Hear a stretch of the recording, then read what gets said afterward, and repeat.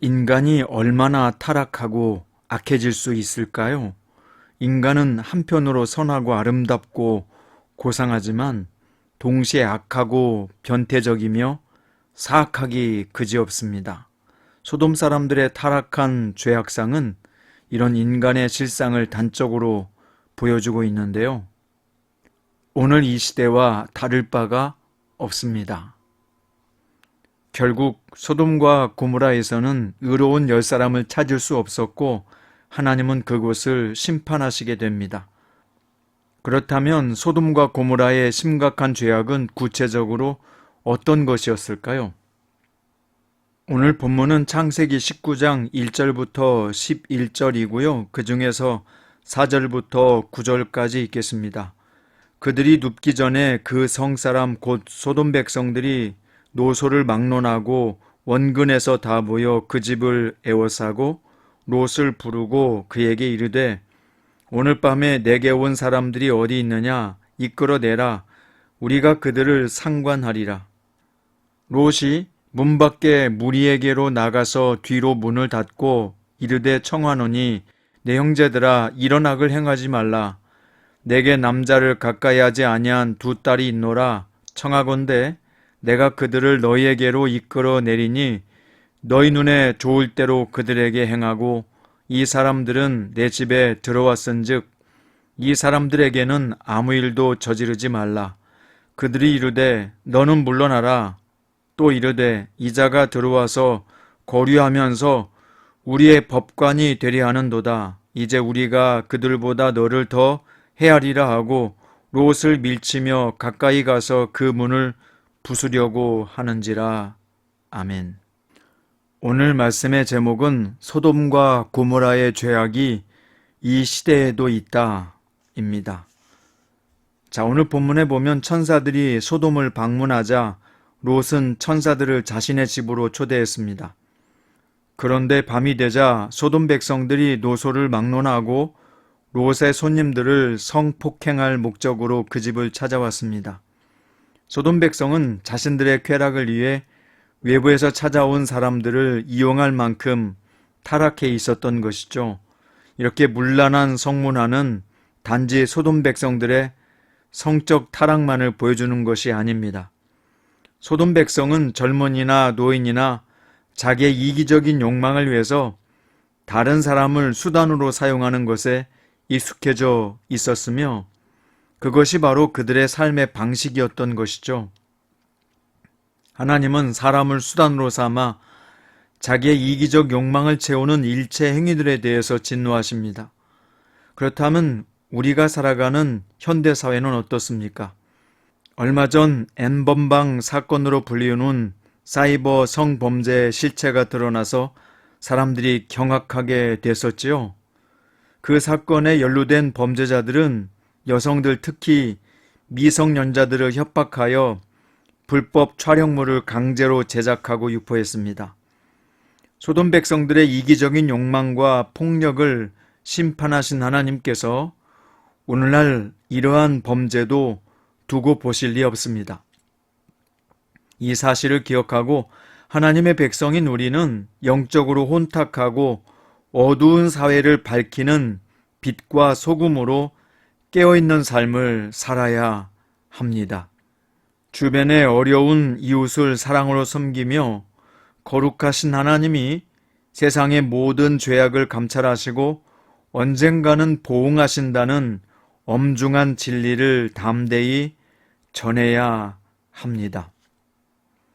자, 이어서 하나님을 거역하는 교만한 모습이 소돔 백성들에게 있었습니다. 아브라함의 조카 롯은 소돔과 고모라 땅의 풍요함에 이끌려 그곳을 삶의 터전으로 삼았지요.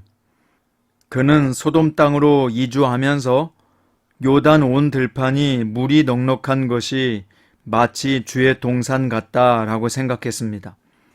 소돔의 백성들은 이런 넉넉함 속에서 넘치는 양식에 만족하고 물질을 우상으로 섬기며 살아가고 있었습니다.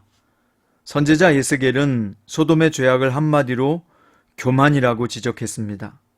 그들은 풍부한 양식에 배불렀고 안락하게 살면서 하나님 도움 없이도 살아갈 수 있다는 영적 교만에 빠져 있었던 것입니다. 그들이 저지르는 불의한 행위들의 뿌리에는 이처럼 하나님을 경외하지 않는 불경건함이 있었던 것이죠. 이렇게 경건하지 못한 사람들은 자기 자신의 욕망과 욕심을 경배의 대상으로 삼습니다. 하나님은 교만한 자를 대적하신다고 베드로전서 5장에서 말씀했잖아요. 그러므로 우리는 우리 마음이 하나님을 떠나서 세상의 우상에 빠지지 않도록 조심하고 또 조심해야 합니다. 그리고 우리의 이기적 욕심을 따라 살고 있지 않은지 날마다 자신을 성찰할 수 있는 지혜가 있어야 합니다. 그리고 무엇보다요, 우리의 마음은 생명의 근원이기 때문에 무엇보다 마음을 잘 지켜야 합니다.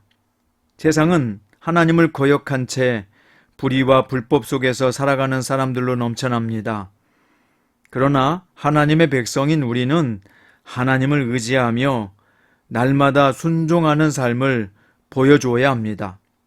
하나님을 경외하는 삶을 살아감으로써 그들을 생명의 길로 인도하는 것이 여러분과 저의 사명입니다. 오늘은 나는 한국교회를 다닙니다 라는 책의 내용의 일부를 읽어드리겠습니다. 예를 들어 월드컵이 열린다고 합시다. 한 선수가 그 월드컵의 국가대표 선수로 발탁되었습니다. 이 선수는 하늘의 별 따기보다 더 어렵다는 축구 국가대표 엔트리에 들어가게 된 것입니다. 그런데 여러분은 국가대표가 된 선수들끼리 그라운드에서 뛰는 주전 경쟁이 얼마나 치열한지 아십니까? 선수들은 이 베스트 11에 들어가기 위해서 온갖 노력을 다합니다. 한 선수가 월드컵에서 국가대표 주전이 되어서 경기에 나가게 되었습니다. 그런데 그 선수가 공을 한참 차다가 자꾸 벤치에 앉아있는 후보 선수를 보는 것입니다. 그러면서 속으로 이렇게 생각하는 것입니다. 저 선수는 팔자도 참 좋네. 월드컵이 끝나면 똑같이 상금을 받을 거잖아.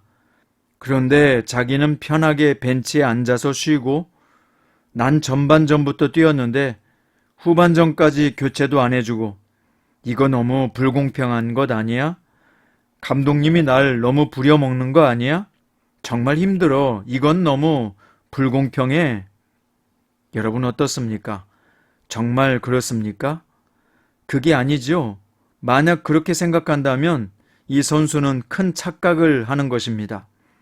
축구 선수라면 평생에 한 번은 꼭 뛰어보고 싶은 그 영광스러운 월드컵 경기에서 국가대표의 자격으로 뛰고 있다는 그 자체가 이 선수에게는 가장 큰 영광이요, 기쁨이요, 행운인 것입니다. 생각해 보시기 바랍니다. 국가대표 선수가 되어서 쉬지 않고 뛰어 힘이 들거나 태클에 걸려 넘어지는 한이 있어도 월드컵 경기에서 주전으로 뛴다는 것은 그 자체로 큰 감사입니다. 전반전부터 감독이 나를 주전으로 투입시켜 준 것이 감사한 것입니다. 한마디로 그 선수의 진정한 보상은 월드컵에서 선수로서 받는 돈보다는 그라운드에서 뛰는 그 자체인 것입니다. 주전으로 뛰는 것 그 자체가 보상입니다. 여러분 그렇습니다.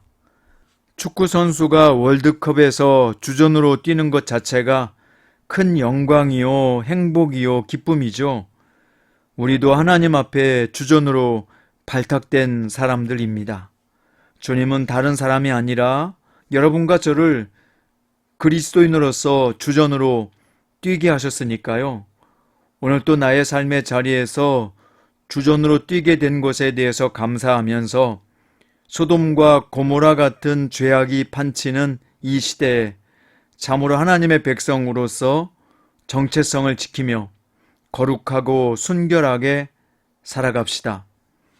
빛과 소금으로서 세상을 짜게 하고 또한 세상을 빛나게 할 수 있는 그리스도 예수의 제자로 살아갑시다.